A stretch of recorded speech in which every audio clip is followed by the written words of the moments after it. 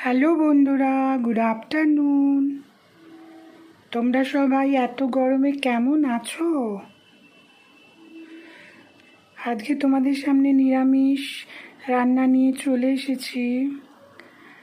আজকের নিরামিষ রান্নায় আছে করলা সেদ্ধ, বেগুন ভাজা, পটল ভাজা, মিষ্টি আলু ভাজা, আম দিয়ে টক ডাল, ধোকার ডালনা আর আমের চাটনি। আজকের লাঞ্চটা কেমন লাগলো তোমরা সবাই কমেন্টে জানাবে। ভালো লাগলে একটা ভালোবেসে লাইক, শেয়ার অ্যান্ড সাবস্ক্রাইব করে দিও।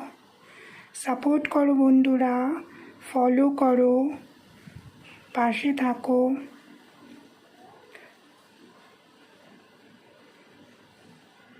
কে কে নিরামিষ রান্না খেতে ভালোবাসো আমাকে কমেন্টে জানিও।